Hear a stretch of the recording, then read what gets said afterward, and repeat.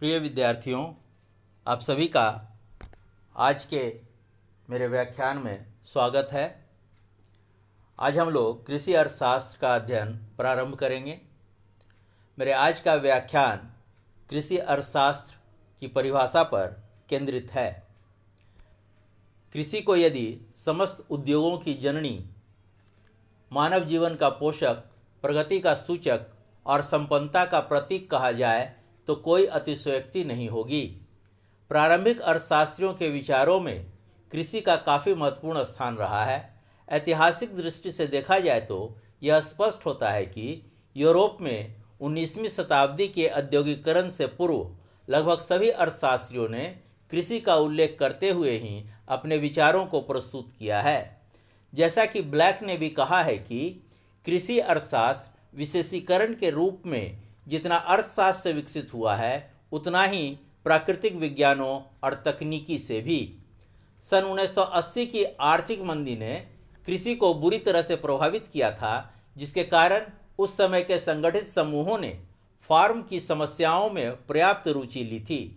उन अर्थशास्त्रियों ने भी जिन्होंने पहले अपने आप को रसायनशास्त्र, एग्रोनॉमी, हॉर्टिकल्चर और सामान्य अर्थशास्त्र तक सीमित कर रखे थे, वे भी कृषि अर्थशास्त्र के अध्ययन की ओर उन्मुख हुए और कृषि से संबंधित विभिन्न आयामों और उनकी भिन्न भिन्न समस्याओं पर अपने विचार प्रस्तुत किए। इन अर्थशास्त्रियों में professor Andrew Boss, Thomas F Hunt, William Slipman आदि को प्रमुखता से शामिल किया जा सकता है। अर्थशास्त्री हंट ने जहां खेतीबाड़ी के भौतिक, जैविक और आर्थिक पहलुओं को पहचाना तथा अच्छे फार्म प्रबंध की व्यवस्था को प्रोत्साहित करने में इनकी आवश्यकता को स्वीकार किया, वहीं स्लिपमैन ने एक फार्म पर खेती कितनी व्यापक होनी चाहिए और एक फार्म कितना बड़ा होना चाहिए जैसी बातों पर अपना विचार प्रस्तुत किया। इसी प्रकार थॉमस निक्सन कार्बर और प्रोफेसर H.C. टेलर ने कृषि अर्थशास्त्र पर, जबकि प्रोफेसर जॉर्ज लॉमेन ने ग्रामीण अर्थशास्त्र पर अपने विचारों को प्रस्तुत किया। वस्तुतः कृषि अर्थशास्त्र में कृषि और किसानों से संबंधित आर्थिक समस्याओं का अध्ययन किया जाता है। कृषि का संबंध आदिकाल से ही मानव की आधारभूत आवश्यकता अर्थात खाद्यान्न के उत्पादन से रहा है। सच तो यह है कि व्यावसायिक कृषि के प्रचलन से पूर्व कृषि कार्य खाद्यान्नों के उत्पादन तक ही सीमित था, किंतु आधुनिक कृषि ने व्यवसाय का रूप धारण कर लिया, जिसके कारण कृषि का क्षेत्र काफ़ी व्यापक हो गया है। वर्तमान आधुनिक समय में कृषि के अंतर्गत वे सभी उद्योग सम्मिलित हैं जो कृषि के विकास के लिए उत्पादन उपादानों को निर्मित करते हैं और कृषिगत पदार्थों के परिष्करण के द्वारा रूप परिवर्तित करते हैं। अतः यह कहा जा सकता है कि आज कृषि के अंतर्गत खाद्यान्न उत्पादन के साथ साथ अन्य कृषिगत उत्पादों के लिए आवश्यक उपकरणों और यंत्रों की आपूर्ति, कृषक उत्पादों के रखरखाव तथा परिष्करण के साथ साथ उसके विपणन एवं वितरण आदि को शामिल किया जाता है। विभिन्न विद्वानों ने कृषि अर्थशास्त्र को अपने अपने ढंग से परिभाषित किया है, जिनमें से कुछ प्रमुख परिभाषाएं इस प्रकार हैं। प्रसिद्ध फ्रांसीसी अर्थशास्त्री जॉर्जियर ने कृषि अर्थशास्त्र को परिभाषित करते हुए कहा है कि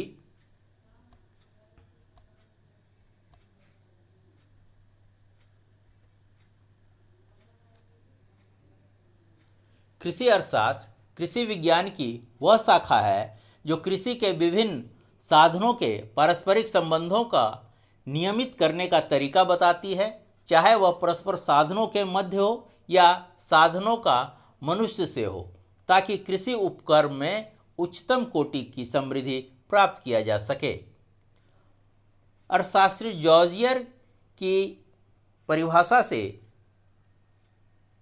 कुछ बातें निकल कर आती हैं जो इस प्रकार हैं। पहला, कृषि अर्थशास्त्र किसानों द्वारा अधिकतम समृद्धि प्राप्त करने की विधियों का विवेचन करता है। दूसरा, कृषि अर्थशास्त्र किसानों के विभिन्न साधनों के पारस्परिक संबंधों को नियमित करने का तरीका बताता है। अर्थात कृषि अर्थशास्त्र इस तथ्य पर प्रकाश डालता है कि अधिकतम समृद्धि प्राप्त करने के उद्देश्य से किसानों को भूमि और उसके कृषि उपकरणों, यंत्रों, पशुओं एवं कार्यशील पूंजी इत्यादि के परस्पर संबंधों को किस प्रकार नियमित किया जाए से संबंधित है। तीसरा, कृषि अर्थशास्त्र किसानों के विभिन्न साधनों का मानव के साथ जो संबंध है उसे नियमित करने का तरीका बतलाता है। जैसे किसानों का भूमि और जमींदारों से संबंध, किसानों का मजदूरी से संबंध, किसानों का पूंजी से संबंध, किसानों का उसके पूंजी उपलब्ध कराने वाले महाजनों से संबंध इत्यादि। इन विभिन्न साधनों को परस्पर किस तरह नियमित किया जाए जिससे कि कृषि से अधिकतम समृद्धि प्राप्त हो सके की विवेचना ही कृषि अर्थशास्त्र का विषय है या कृषि अर्थशास्त्र के अंतर्गत किया जाता है। अर्थशास्त्री जॉर्जियर द्वारा कृषि अर्थशास्त्र की जो परिभाषा दी गई है उसकी कुछ अर्थशास्त्रियों ने आलोचना की है, जो इस प्रकार है। आलोचकों का कहना है कि किसानों के विभिन्न क्रियाओं के आर्थिक पहलुओं का लक्ष्य अधिकतम समृद्धि नहीं बल्कि अधिकतम संतुष्टि प्राप्त करना होता है।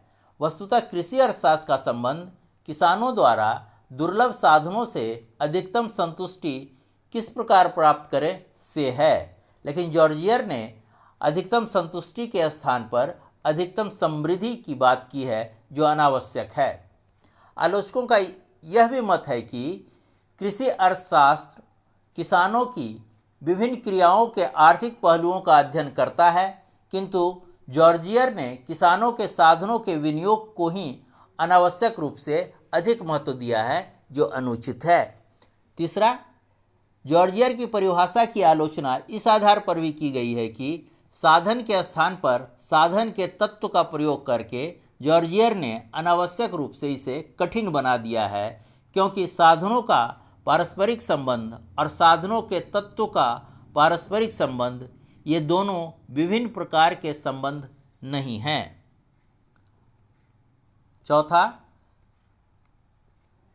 जॉर्जियर की परिभाषा में किसानों द्वारा अधिकतम समृद्धि प्राप्त करने के तरीकों को स्थान तो दिया गया है, किंतु इसमें संपूर्ण अर्थव्यवस्था के विकास और संपत्ति के न्यायोचित वितरण की समस्या की अवहेलना की गई है, जिसके कारण उनकी परिभाषा की आलोचना की गई है। अमेरिकी विद्वान प्रोफेसर B.H. हिब्बार्ड ने कृषि अर्थशास्त्र को परिभाषित करते हुए कहा है कि कृषि अर्थशास्त्र कृषि के क्षेत्र में कृषक की धन प्राप्ति और धन के प्रयोग से संबंधित क्रियाओं का अध्ययन करता है। प्रोफेसर हिब्बार्ड की परिभाषा की भी आलोचना की गई है, जो इस प्रकार है। आलोचकों का कहना है कि प्रोफेसर हिब्बार्ड ने अपनी परिभाषा में कृषि अर्थशास्त्र का संबंध केवल धन की प्राप्ति और उसके व्यय की क्रिया से जोड़कर उसके क्षेत्र को काफ़ी संकुचित कर दिया है। सच तो यह है कि कृषि के अंतर्गत कृषक का लक्ष्य केवल धन की प्राप्ति करना नहीं होता है, बल्कि अधिकतम संतुष्टि प्राप्त करना होता है।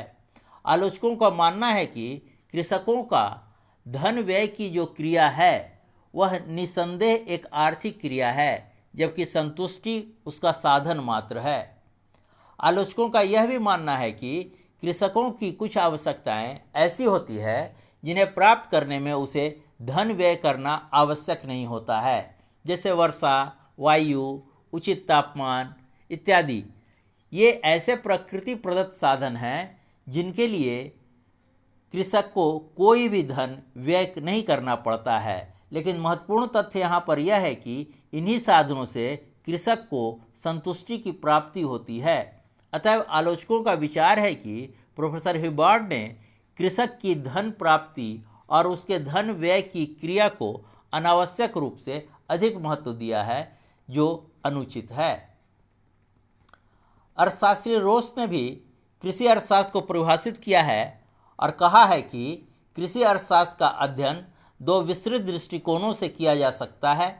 पहला दृष्टिकोण में सामान्य कृषि का अन्य क्षेत्रों से संबंध का समावेश होता है, जबकि दूसरा दृष्टिकोण में एकल फर्म इकाइयों के प्रबंध और संचालन पर विचार किया जाता है।